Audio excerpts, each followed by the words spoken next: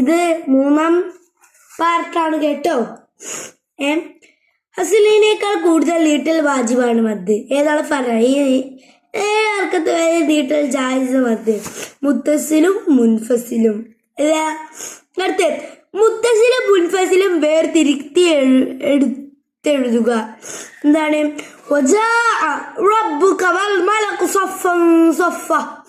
എന്താണ്? ഞാൻ നിങ്ങളോട് പറഞ്ഞിരുന്നു ഫസ്റ്റ് പാട്ട് വജ.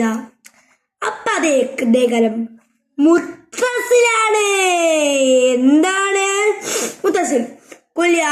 കാഫിറുൻ. അതേതേ കാലം മുത്തസിലാണല്ല, മുൻഫസിലാണ്. അടുത്ത് ഇന്നൗതൈനാക്കൽ കൗസർ. അതെന്താണ്? മുൻഫസിലാണല്ലാത്ത, മുത്തസിലാണല്ലാത്ത മുൻഫസിലാണ്. മുൻഫസിലാണ് കേട്ടോ, മുൻഫസിലാണ് കേട്ടോ.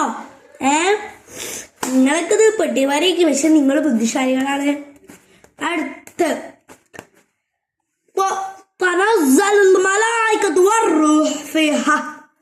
അതേതാണ്? പറയൂ കുട്ടികളെ. അതെന്താണ്? മുൻഫസിലല്ലാത്ത, മുസ്സത്തിലല്ലാത്ത, മുൻഫസിലല്ലാത്ത മുത്തസിലാണ്.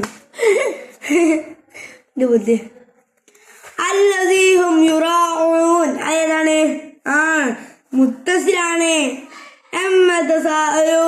മുത്തസിലാണ്.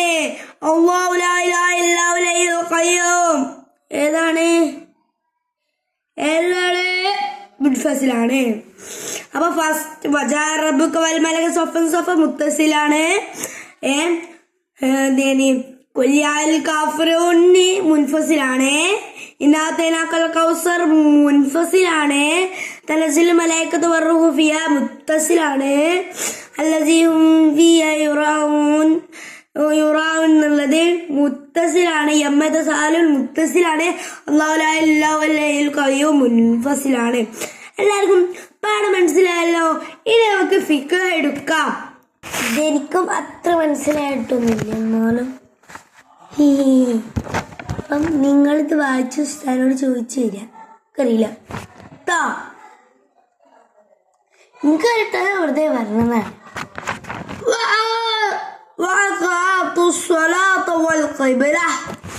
എന്താണ് ഇതിനകത്ത്? നിസ്കാരത്തിന്റെ സമയങ്ങൾ. നിസ്കാരത്തിന്റെ 4ാമത്തെ ഷർത്താകുന്നു സമയം എന്നറിയൽ. എന്താണ്? 1ാമത്തെ ഷർത്ത് എന്ത്, 2ാമത്തെ ഷർത്ത് എന്ത് ഒക്കെ നിങ്ങൾ കമന്റ് ബോക്സിൽ പറയണം.